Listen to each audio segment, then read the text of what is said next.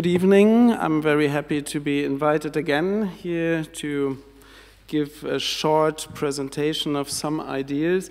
This is not a portrait of myself, but it looks kind of familiar. When I first saw this cover, I thought, well, it could be me, but then the title should be different, like self-cycling or so whatever.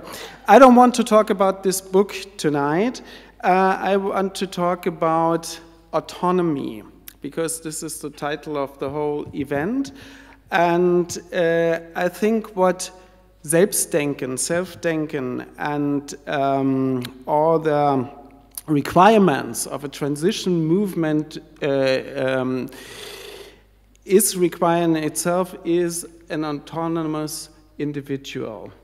All what we discuss here is not possible without autonomy, with a presupposition that we talk about autonomous subjects. This is really important, I think, and if we have an idea that people can think for themselves, we have, of course, the concept, the philosophical and the psychological concept of persons who can follow their own laws by reasoning and whatever, and by good grounds that they give to themselves. But then the interesting question is, what is the societal condition that there is space for autonomous individuals who can decide and think for themselves? And this is far away from being normal in history and self-evident that there have been always societies that were built on the assumption that the members of the societies are autonomous subjects and individuals. This is historically quite new. And this brings us also in the middle of the discussion about how a transition process can be triggered, can be processed, and so on, because I think here, again, this category of autonomy is crucial. And this is what I want to follow a little bit, because in pre-modern societies, the category of autonomy is more or less irrelevant, because there's not such a thing as a biographical concept where people make something out of their lifetime by their own choice and decision and continuous education and self-development and all these things. Because in the pre-modern societies where the roles are fixed, where the hierarchies are fixed, where the local conditions are fixed and whatever, we don't need something like a flexible type of individual and subject that would be able to follow their own laws and decisions and grounds. So this is quite modern. And this means we now live in a type of society that bases its civilizatory achievement of being a free society and a democratic society and a legal society on the basic assumption that people can be free. That means autonomous.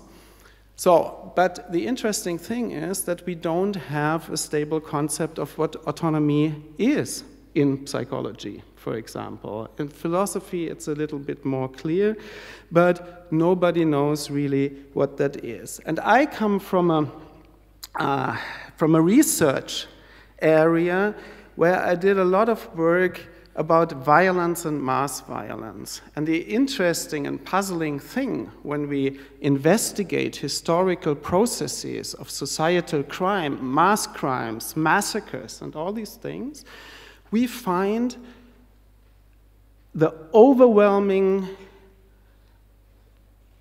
number of perpetrators coming out of completely normal social groups with completely normal backgrounds, with no personal disposition to be killers and whatever. And the interesting question is, and this is also a question now, we had a few days ago, we had the 27th of January, the Auschwitz commemoration day, where there's always this question, how could they do this? And were the perpetrators different from us? And were they not autonomous people who could decide and could differ between good and bad. And the interesting and really puzzling and really depressing result of all the research that we know is that very ordinary people that lived under conditions of a non-totalitarian societies at quite ordinary autonomous citizens who could decide whom to marry, which profession to take, what type of education to follow, whatsoever, what books to read, act under other conditions, like totalitarian conditions, like group conditions in military situations, completely different, non-autonomous. That's why they decide to kill people, although they, by their own intention, wouldn't have done so under other conditions. So, what is then autonomy? Is a very interesting question. And we had some research projects on this topic, trying to investigate, is autonomy something like a personal quality, like something that is there, that is a kind of dispositional quality. We are, by education, by historic conditions, able to act autonomous, and this is there. Or is it something that is something like a social category, and that can be only activated under certain social conditions, which is also interesting when we think about who are the subjects of change of society. What must be the conditions for subjects of change in a given society? And we did some really not so nice experiments with people. And this goes back to a social psychological tradition in the beginning of the 1960s, where they had a huge number of all kinds of conformity experiments and things like that. But before we did this to people, we made questionnaire and developed a scale, an autonomy scale. This is how we called it. And we made this, this research, the survey with 1,200 young people, half male, half female, different disciplines and whatever. And we were able to differentiate this group into high autonomous people and low autonomous people. You can do this with using scales from social psychology and so. And then we invited the highs and the lows to come to do some experiments with us, to see if people who are highly autonomous behave differently from low autonomous persons in conformity experiments. The most famous conformity experiment in history is the so-called Asch experiment, which is completely puzzling because it is very simple. People are shown 3 lines that are significantly different and 1 reference line, and they should say which of the 3 is identical with a reference line.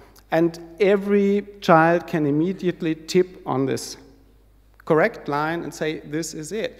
But not under the Asch conditions, because the Asch experiment was designed like the following, that there was 1 real test person and 7 false test persons, confidents. Yeah? And they were sitting around a table and were given this task to compare lines and some other things. And the false test persons, the confidents, gave wrong answers. This was the design of the experiment in many different versions. And Asch was interested in what would the real test person say. Would he believe his eyes and say, this is the correct line? Or would he believe what the other said? Or would he at least say what the other said, although believing that they are wrong and he was right? And this is quite interesting because what Asch could show was that in more than half of the test sequences, people would behave conform and say, this is the right line, although it was definitely totally false. And this experiment is so simple that everyone can see. So it's a complete surprise. Why would people do so in this situation. For us, it was even more interesting to see would autonomous persons behave different in this test than conform persons. Yeah? And the result was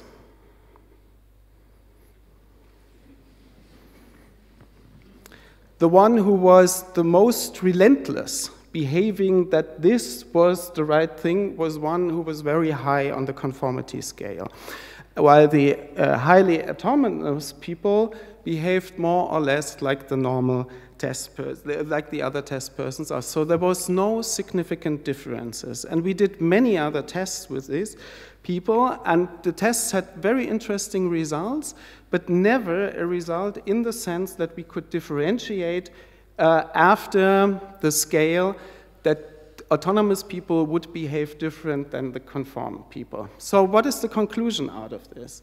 The conclusion is that maybe the ability to behave on an autonomous way requires situations where you have the opportunity to do so. On the other hand, conformity is not something totally stupid, because in some way, if 7 people say, this is the correct line, this is information that is given to these people, and why not taking these informations into respect? And then there's this other thing that we have difficulties to interpret what has been going on there, because maybe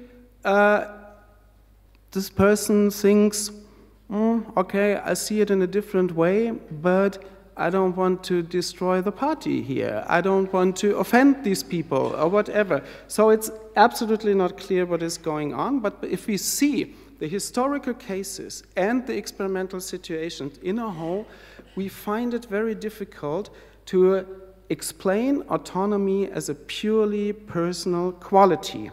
There has to be something outside the situation. And this would also explain why people under certain conditions can behave perfectly on their own judgment and decision, and on others not. And this brings us back to the basic question: what kind of societal condition do we need that people can follow their own judgment and their own grounds? Because under totalitarian conditions, for example, this is not possible, or it is possible only for people who risk their lives in being deviant and so. So, and now coming back to this topic of transformation, transition, and things like that. I think, and this is already in the book Selbstdenken, I think the most important point in thinking about necessary transformations is, for me, that I think we have to change the normal path, the business as usual, into something totally different, not to conserve the environment, not to prevent climate change, not to keep biodiversity, but to keep freedom and a social situation where people can behave autonomously. This in itself requires, of course, a healthy environment, resistance against dangerous climate change and things like that. But what is important for me is that we have to ask the question, what is the independent variable? What is the political question? What is the social question? What is the philosophical question that we want to answer? And if we have answered that we want to have a civilizatory standard that is free and democratic and modern in this civilizatory sense, what do we need to keep, to maintain? What is the metabolistic basis for a society like this? And I think in this respect, we have to talk about freedom and autonomy, and then have to develop political concepts to fight all these destruction of natural survival conditions and so. And now a last point for this brief, whatever that is, talk, introduction, reasoning, or something.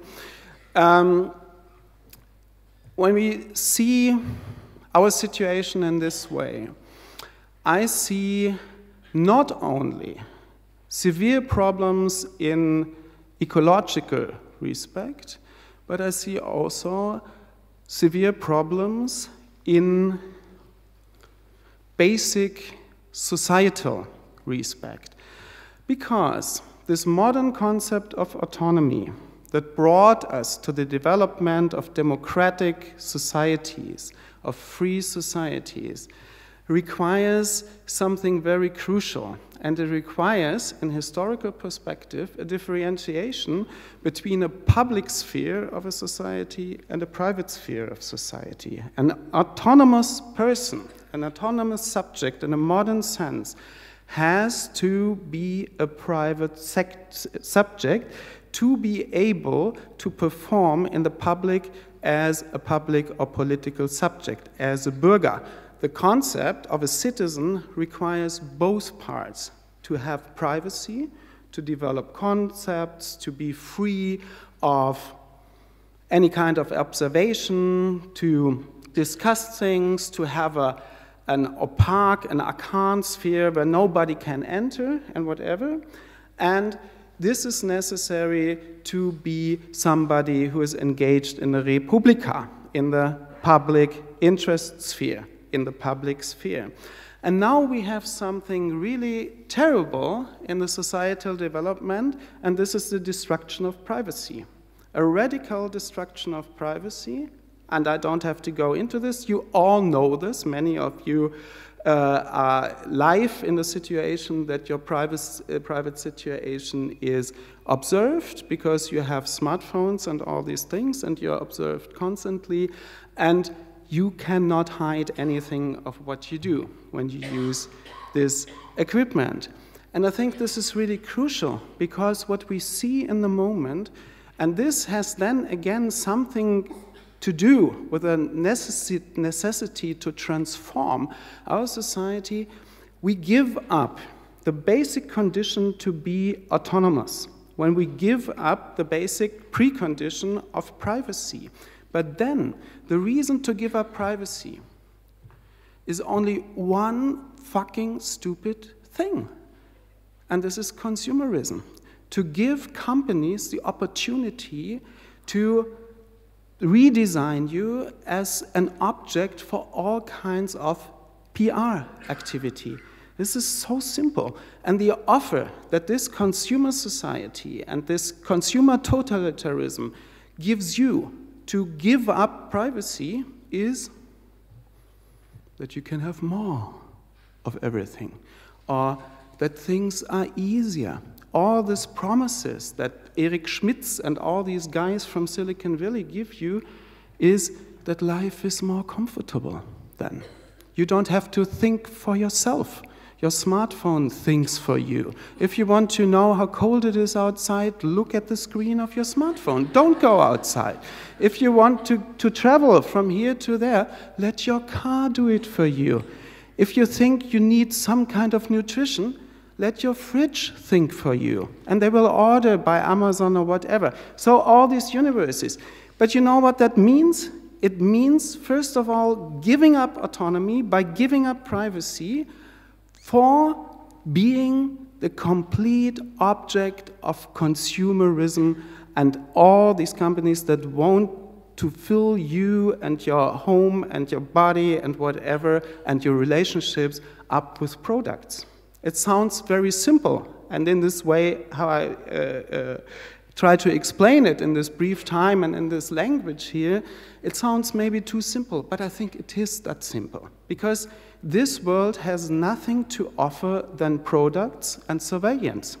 And I think talking about autonomy and talking about regaining autonomy to be a political subject in a necessary transformation process has to take into account these two aspects, because both aspects show us that we have to get rid of the idea that we only exist as consumers, that we can take the offer of some kind of comfortable or easier lifestyle to give up so much, and this for the whole price to destroy the basic survival condition and metabolistic conditions of the survival of future generations. So I think in this respect, we have an even more and severe political problem when we talk about necessary transformation. And this is, again, then not a question of ecology, it's a question of what we think a good life should consist of and what we have to fight that is attacking this idea of a good life. Thank you very much.